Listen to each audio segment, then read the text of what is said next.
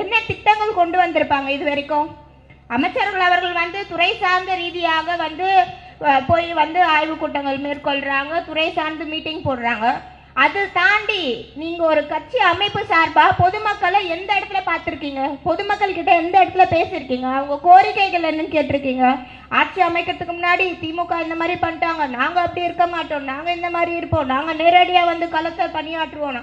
எந்த இடத்துல நீங்க இது வரைக்கும் நீங்க களத்துல பணியாற்றி இந்த திட்டங்கள் வந்து ஒரு சின்ன ஒரு பம்ப் சொல்லுங்க, எங்களுக்கு வந்து இந்த இடத்துல பொதுமக்கள் வந்து பம்பு கேட்டாங்க, நாங்கள் வந்து துறை சார்பாக வந்து இந்த இடத்துல பொதுமக்களுக்கு பம்பு போட்டு கொடுத்தோம் அப்படின்னு. அதுவே இன்னும் எதுவே பண்ணல. ஒவ்வொரு துறையிலையும் ஒவ்வொரு அமைச்சர்கள் இருக்கிறாங்க, அந்த அமைச்சருக்கு பதிலாக வந்து யார் யாரோ போயிட்டு வந்து கோட்லாம் போட்டுட்டு இன்ஸ்பெக்ஷன் பண்ணுறாங்க. இது எந்த நாட்டில் நடக்கும்? எந்த நடைமுறையில் நடக்கும்? இது வரைக்கும் திமுக கடந்த 5 ஆண்டு காலம் ஆட்சியில் இருந்தாங்க. இந்த 5 ஆண்டு கால ஆட்சியில் வந்து துறை சார்ந்த அமைச்சர்கள் தவிர்த்து வேற யாராவது ஆய்வுகள் மேற்கொண்டிருப்பார்களா? வேற யாராவது பிரஸ் மீட் பண்ணிருப்பாங்களா? எந்த ஒரு பொறுப்பா இருந்தாலும் சரி, அது பாசிட்டிவோ நெகட்டிவோ அந்த துறை சார்ந்த அமைச்சர் தானே அதை பார்த்தாங்க, அதை பத்தி பேசினாங்க. இன்றைக்கு ஒரு மருத்துவமனையில வந்து அவங்க அணில இருக்காங்கன்னு கோட் போட்டுட்டு போய் பாக்குறாங்க, அது எந்த வகையில சரி? அதுக்கப்புறம் அதுக்கு ஒரு எக்ஸ்பிளனேஷன், அதுக்குள்ள அந்த விர்ச்சுவல் வாரியர்ஸ் எல்லாம் வந்துருவாங்க உடனே சோசியல் மீடியால ஃபைட் பண்றதுக்கு.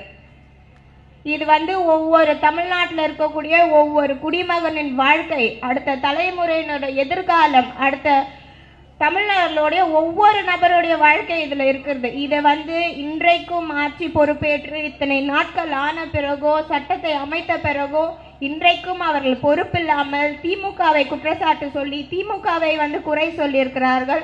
ஆனால் அவர்கள் என்ன செய்கிறார்கள் என்று இதுவரை அவர்கள் வந்து அவருடைய கவனத்துக்கே வந்து எடுத்து போகவில்லை. நேற்று மதிப்புக்குரிய ஆதவர்ஜுனா அவர்கள் வந்து பேசுறாங்க, நாங்க இதை பண்ணிடுவோம், அதை பண்ணிடுவோம், எதை வேணா பண்ணுங்க, திமுக காரனை என்னைக்குமே உங்களால அசைக்கவே முடியாது.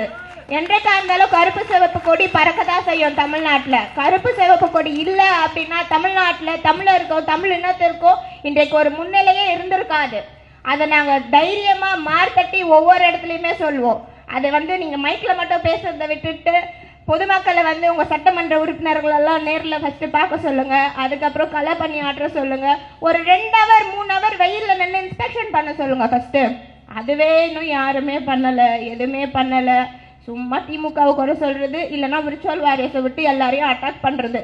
ஃபர்ஸ்ட் இந்த விர்ச்சுவல் வாரியர்ஸ் எல்லாம் வெளியில இருந்து எடுத்துட்டு வந்து அவங்கள எல்லாரும் களை பணியாற்ற சொல்லுங்க. சோசியல் மீடியானால இது எதுவுமே ஆக போறதில்ல.